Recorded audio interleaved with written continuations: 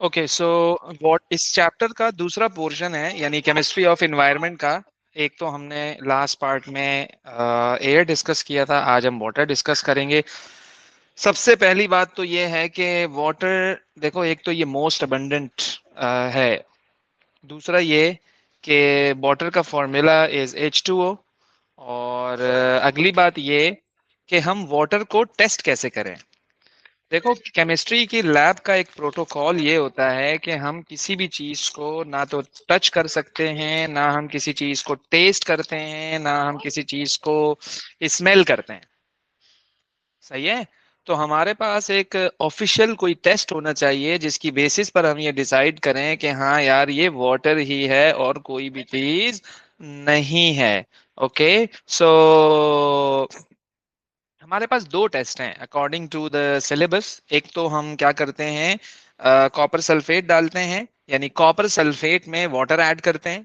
N hydrous copper sulphate होता है हमारे पास, व्हाइट कलर का सॉलिड होता है ये। अगर आप इसको देखो तो जैसे ही आप इस पे ड्रॉप ऑफ वाटर देखो, उस टाइम तो मुझे पता नहीं है ना कि ये वाटर है या नहीं है, इट्स एन अननोन लिक्विड है, ये कोई भी अननोन लिक्विड है ये।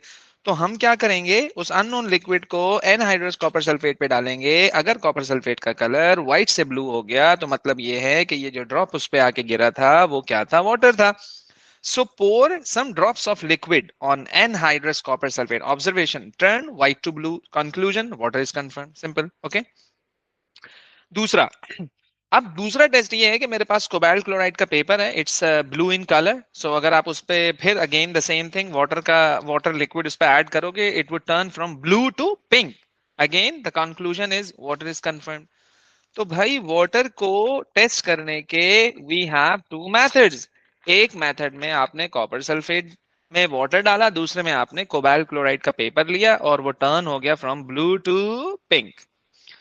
फिर हम क्या करते हैं, वाटर की प्योरिटी को चेक करते हैं। तो आप क्या करो, आप वाटर लेकर आओ, आप उसको बॉईल करो, देखो वो पूरे एग्जैक्ट 100 डिग्री सेल्सियस पे बॉईल हो रहा है या नहीं हो रहा है। अगर वो होगा तो मैं कहूंगा कि वो प्योर वाटर है। अगर वो 100 पे बॉईल नहीं होगा तो मैं क्या बोलूंगा, वो इम्प्योर वाटर है। ओके सो इसी तरह से अगर हम आगे आए, देखो डिस्टिल वाटर जो होता है ना ये प्योर वाटर होता है। तो उसका अगर आप बॉइलिंग पॉइंट चेक करोगे ना तो वो पूरा 100 आएगा। डिस्टिल वाटर प्योर वाटर है, बट ये वाटर जो है वो ड्रिंकिंग पर्पस के लिए नहीं है। सही है। अच्छा, फिर हम आते हैं कि वो कौन कौन से सब्सटेंसेस हैं जो नेचुरल वाटर में होते हैं। एक तो डिसॉल्व ऑक्सीजन होता है, मेटल के कंपाउंड्स होते हैं, प्लास्टिक्स होते हैं, सीवेज होता है, हार्मफुल माइक्रोब्स होते हैं, नाइट्रेट्स होता है, फॉस्फेट होता है। यानी एक नेचुरल वाटर ये चीजें कंटेन करता है। तो इनमें से ऐसा नहीं है कि सारी चीजें ही हमारे लिए हार्मफुल हैं, कुछ फ्रूटफुल भी हैं। जैसे कि अगर मैं बेनिफिशियल सब्सटेंसेस की बात करूं तो dissolve oxygen is a good thing. Why? Because ये एसेंशियल है फॉर एक्वेटिक ऑर्गेनिजम्स, क्योंकि जैसे लाइक फिश एंड प्लांट्स, क्योंकि ऑक्सीजन उनके लिए नेसेसरी है फॉर रेस्पिरेशन। तो दूसरा मेटल कंपाउंड्स, अब मेटल कंपाउंड्स वाटर में होते हैं, दैट्स कॉल्ड मिनरल्स। देखो डिस्टिल्ड वाटर में मिनरल्स नहीं होते, इसलिए वो आपके लिए हार्मफुल, बिल्कुल हार्मफुल है वो। तो हमें चाहिए मिनरल्स। तो मिनरल कौन से होते हैं, कंपाउंड्स होते हैं किसी भी मेटल का कंपाउंड। अब लेड का कोई भी कंपाउंड होगा वो हमारे लिए बेनिफिशियल नहीं है। आप देख लो, पोटासियम होना चाहिए, सोडियम होना चाहिए, जिन जिन आयॉन्स की हमारी बॉडी को नीड होती है वो पानी में होने चाहिए, उनको हम क्या कहते हैं, मिनरल्स। तो ये वो चीजें हैं जो हमारे लिए बेनिफिशियल हैं। और वो चीजें जो हार्मफुल हैं, जैसे कि some metal compounds are toxic like mercury and lead, ये नहीं होना चाहिए।